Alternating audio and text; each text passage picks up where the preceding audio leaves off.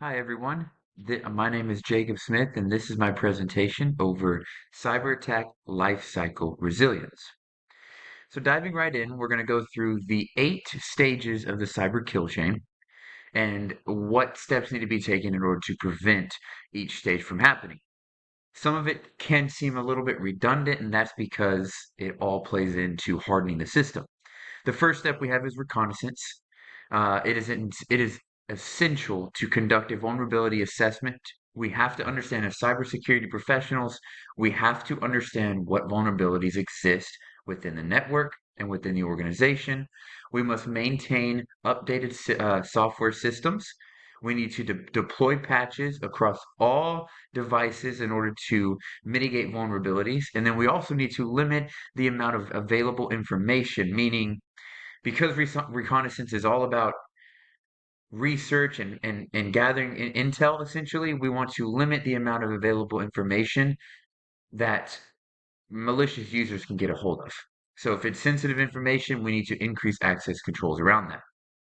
The second phase is weaponization. It is essential to know and understand what vulnerabilities exist, just like reconnaissance. If we don't know the vulnerabilities, we don't know what we're fighting against. And then we also need to increase access controls because weaponization is essentially taking all the information an attacker's gathered and weaponizing it to attack the system, to attack the target. We want to increase access controls that limit the unauthorized user and prevents them from moving laterally or even vertically within the network. And then we also want to conduct regular employee training. This is good no matter what. However, we want to focus that training around cybersecurity and the awareness of different attacks and potential methods of how those attacks will be deployed toward regular employees. And then we have the delivery phase. So this essentially is the weaponization phase being delivered into the system. Um, so a couple of steps to prevent this phase from taking place is increase cyber awareness throughout the organization. So that again ties back to training. If everyone's aware, I mean, these these weapons are often deployed through, say, phishing attacks. So an attacker is going to send out an email. That email is going to have a link. It's going to look authentic. It's going to look very real from a real trusted source. And as soon as an employee clicks on that link, they've got their door into the system.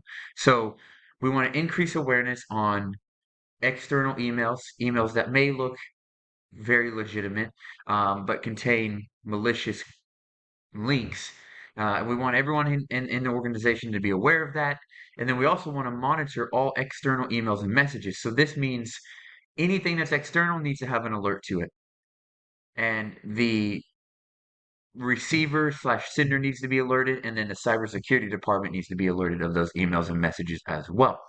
Then we have the exploitation phase, which to mitigate this or prevent this phase from happening, we want to install and deploy intrusion detection and intrusion prevention systems within the network. So this will not only monitor network traffic, but it'll detect malicious network traffic and then send out an alert and then work to prevent that malicious attack from taking place. We want to increase access controls. Again, we want to go back to this. We want to make it harder for anyone to gain privilege within the network in order to manipulate the network or uh, essentially exploit the system. And then we also, I think it's very important to have it on there. We want to have a response plan ready and available.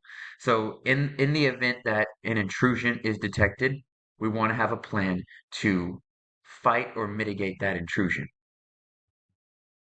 Going into the final 4 steps, we have installation. So to prevent this, and this is essentially the weapon being delivered, exploiting the system, and then installing itself in the system for a long-term effect.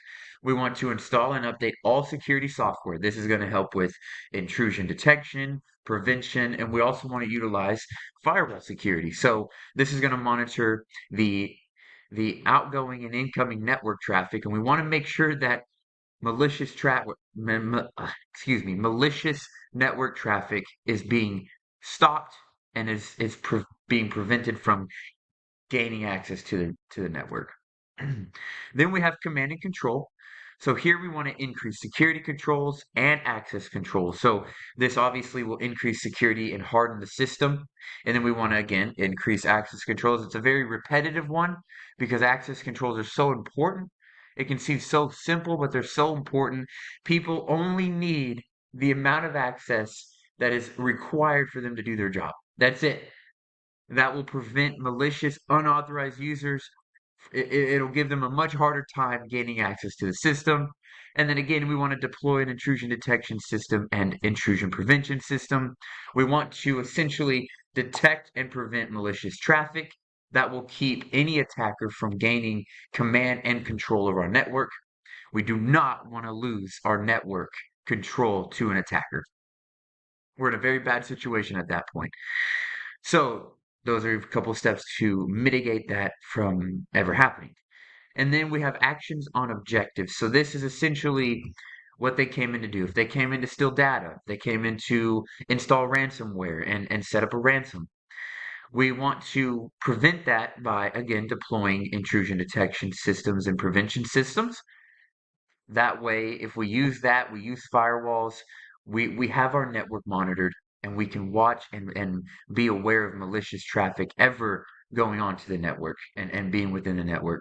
And then we also, again, want to increase access controls. I know it's very redundant, but again, if they cannot gain the privilege high enough to steal data or install ransomware, then we've done our job and we've prevented this step from taking place. And then finally, we have monetization. So this is essentially where the attacker will gain some sort of financial gain from it. So this is where they will start selling their data or again put that ransom on there and start demanding a ransom in order to unlock the files. But here we want to keep updated security software. This will prevent vulnerabilities from being exploited. This will also help monitor network traffic. We want to install intrusion detections and prevention systems as well as utilizing firewalls and increasing security on those firewalls so that we can get, again, keep a closer look at network traffic. We want to implement the security controls. We want to limit who has control within the system. And then, like I said, we want to monitor all network traffic. So I know a few of these steps were redundant, but these were a lot of steps to prevent each phase of the 8 phases of the cyber kill chain from taking place. So now I want to move into the what motives satisfy the mission of an attacker. So here we have a pie chart. All of them should be split up equally because, obviously financial gain is a big one we often hear about. And that can be done by demanding a ransom, selling information, or directly stealing money. We also have theft of intellectual property, and this is often used to gain market or military advantage.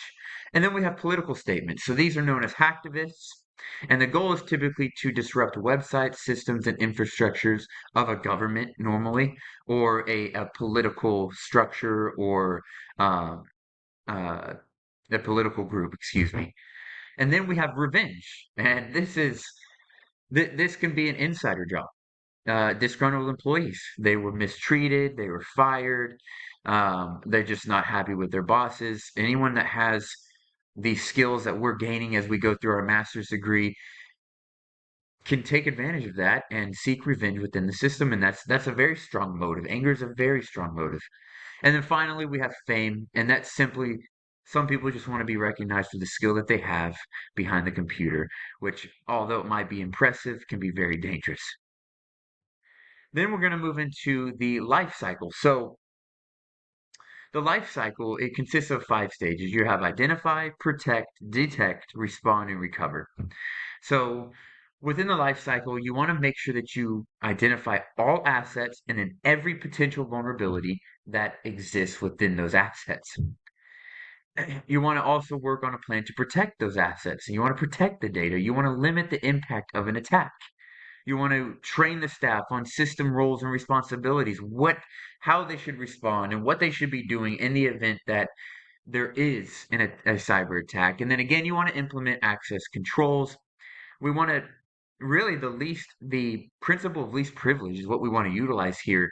We we don't want anyone having more access to information that they do not need and is not required for their job function. Then finally, next we will go into detect. We want to discover breaches promptly. The faster you can discover a breach, the faster it can be mitigated, the faster it can be isolated. So this way we want to, in this sense, we want to implement continuous monitoring of the network. That way, intrusions will not slip past us. And then we want to verify effectiveness of protective measures. So this is often running tests.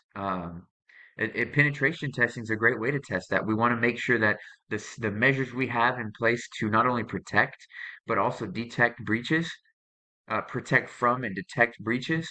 We want to make sure that they're effective and they continue to work. Hackers continue to get smarter and they get better at what they do. That means we have to continue to combat that and increase our protective measures. Next, we want to respond. We want to communicate with stakeholders during and after a breach. And then we also want to perform mitigation actions to isolate the attack. So, responding, we need everyone to be aware of what's going on. Stakeholders need to be aware. We have to notify the proper law enforcement agencies. And then, if clients or customers are affected, they deserve to know as well. So, they need to be notified. And then we need to isolate the attack. So, the attack, whatever system it's taking place, we need to isolate that system to prevent the attack from spilling over to the rest of the system. And that makes it easier and to focus on the essentially the virus and the system that it's on. And then we want to finally recover. We want to set up that recovery plan. We want to implement the recovery plan, and we want to be able to restore that system that's been infected. We want to restore it to its full functionality. Then we have the framework. So the framework can be used to implement guidelines to help prioritize risk management. It follows industry cybersecurity standards to maintain cyber law compliance. And then it also utilizes best practices to prevent and mitigate risks. So these three steps or these three aspects of a cybersecurity framework are incredibly important because on outside of keeping the network secure, we have to be compliant with industry cyber law standards. And having a strong cybersecurity framework is the best way to stay in compliance with the cyber laws, implement guidelines to prioritize any risk management, and then it's a simple way to implement and utilize best practices to help prevent risks from taking place. Then we have methodologies, and I chose three methodologies to speak about, mainly because with a technical aspect and a business aspect. You want to think about who you're talking to. A quantitative methodology, it all assets and risks receive a dollar value. Some people just speak better with dollar signs behind it or in front of it. So putting everything in a dollar value makes information easier to distribute and communicate, especially to anyone in the boardroom, stakeholders, excuse me. So presenting that in a financial term is very essential. And then we also want to have a qualitative. So this is more of a subjective approach. It's easily explained in scenarios, but it also simplifies risks by categorizing them as high, medium, or low. This can be relayed to those who like to listen to the financial aspect, but those who don't understand or even care about financial aspect, the qualitative will speak loudly to them. And then I also chose to speak about the asset based, and this is what my organization would use is it's take an inventory on all assets, physical and software assets. Evaluate how effective current controls are. So are the access controls and security controls that we have in place now, are they effective? Are they working? Do they stand true to preventing the attack or preventing risks from taking place? And then we also want to identify all threats and vulnerabilities and then assess the risk impact. So every threat and vulnerability, we want to assess what risk uh, is associated to it and the impact it would have on the organization as a whole. So this is a very well-rounded approach here. But I chose all three because I believe all three speak to